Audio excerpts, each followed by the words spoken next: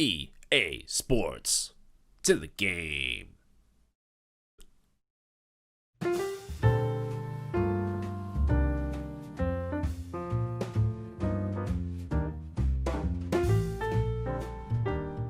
Now I know what some of you might be thinking. Why are you covering this? Well, it's big news. I might be known as a guy who chats BS about the happenings of Formula 1 and tells the stories of motorsport's past, but I'm also a gamer, and I'm a sim racer. In fact, without sim racing, the stuff I'm known for wouldn't exist, which is a blessing and a curse, really, because I really want to do more sim racing stuff without alienating most of my audience. But the big news of the week is that Codemasters has accepted a huge money deal to be swallowed up by Electronic Arts, or EA as they're more commonly known. One of the world's so-called evil companies, along with Facebook and other companies you've got no problem harvesting your data, but TikTok, help! Mr. Government! I need an adult! Codemasters actually produced a lot of the games that I played to death as a kid. You've got the Toka series from the first Toka BTCC game all the way up to Toka Race Driver 3, which are games I really need to do a Let's Play of at some point, so let me know if you want that to happen. They did Colin McRae Rally, they did the Dirt Rally series, even World Championship Snooker and Micro Machines. Actually, there's a lot of games I played as a kid that were done by studios that have now been bought by EA. And now, one of those studios has become EA's Birmingham office. EA Sports. It's in the game. You join us here for this game between Boston and Toronto. It's going to be a Boston game, mate. It's fine, my mum's from West Bromwich. So why is this a big deal? I guess it's because EA's reputation precedes it. The memes have been running riot on Twitter in the last 24 hours of you need to pay $75.99 to unlock this track and other microtransaction gags, but it's a little bit more than just that, really. So you've got Maxis, the creators of SimCity and The Sims. That studio is gone and the standard of the product has dipped considerably. BioWare created possibly one of the greatest games of all time, Star Wars Knights of the Old Republic. That studio is now EA's role-playing game conveyor belt, and since the takeover they produced games like Dragon Age and Mass Effect. And the Mass Effect 3 ending isn't a meme for no reason. Bullfrog, the creators of Dungeon Keeper, Theme Park and Theme Hospital. That studio is gone. Also, Pandemic Games, the people that gave us Star Wars Battlefront. That studio is gone and has been replaced with whatever the hell that reboot was. EA has a reputation for acquiring companies, acquiring the intellectual rights to stuff, and then shutting those companies down, like Bullfrog, like Pandemic, and even Westwood Studios, who gave us Command & Conquer, and Maxis was probably the most high profile of those companies. This coffee cup is very, very heavy. EA also bought 20% shares in Ubisoft, a rival company, and that drew accusations that they were trying to monopolize the video game industry. Particularly for sports games. EA has licenses with the National Hockey League through the NHL series, the National Football League through the Madden series, and of course, FIFA. And truth be told, I haven't bought any of those games since about 2014 because it's the same shit repackaged year on year. And EA in the past has also had licenses for the Ultimate Fighting Championship, Formula 1, boxing, Major League Baseball, and the National Basketball League. 2K, owned by Take-Two, who own Rockstar Games, handles the MLB and NBA licenses now. 2K also has the WWE license, I think. So with Codemasters having the Formula 1 license, it's easy to see why EA has come knocking. Another big sports license under EA's umbrella. It's a tiny bit like the record labels.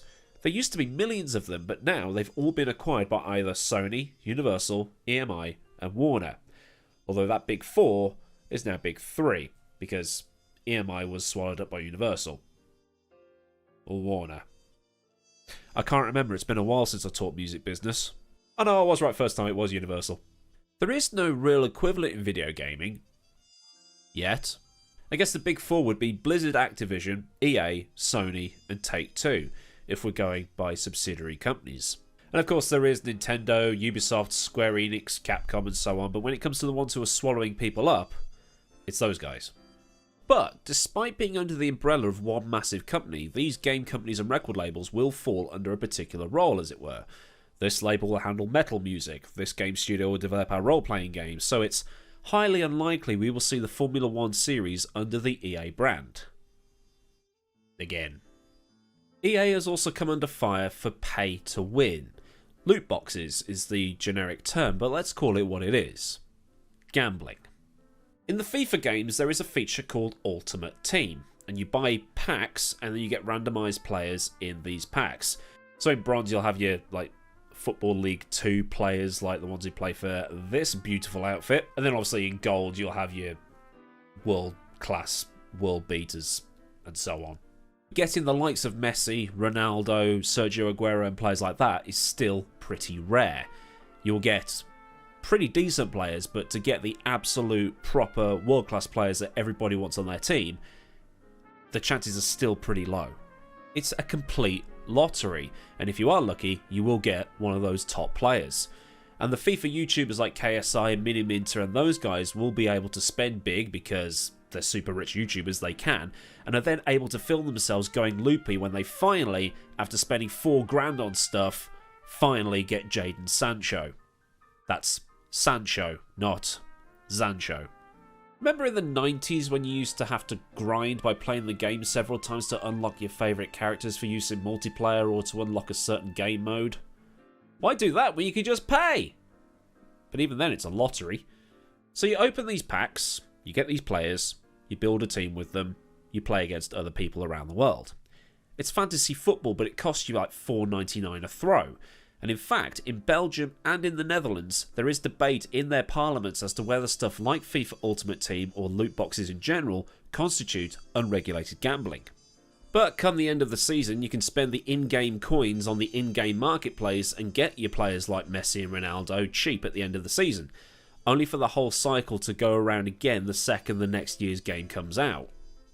So what's the point? So imagine some sort of Ultimate Team feature coming into the Formula 1 games.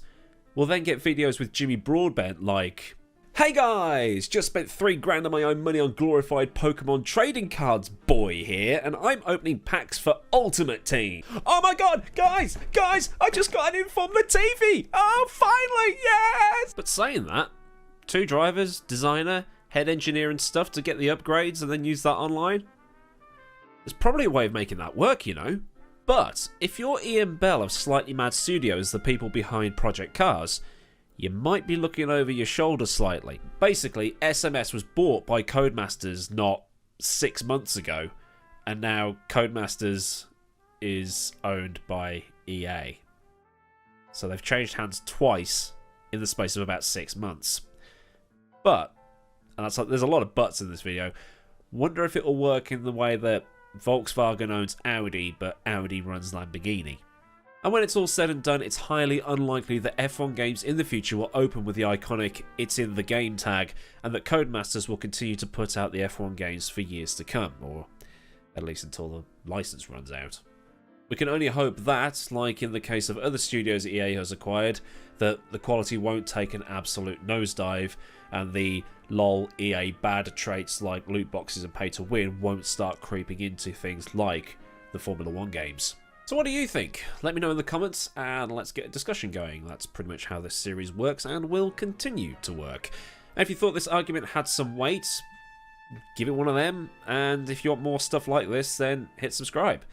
Massive thanks, as always, goes out to the patrons of Patreon for their continued support, and if you want to join them or just join in the Discord chatter and Twitter stuff, I'll leave everything you need in the description box for you.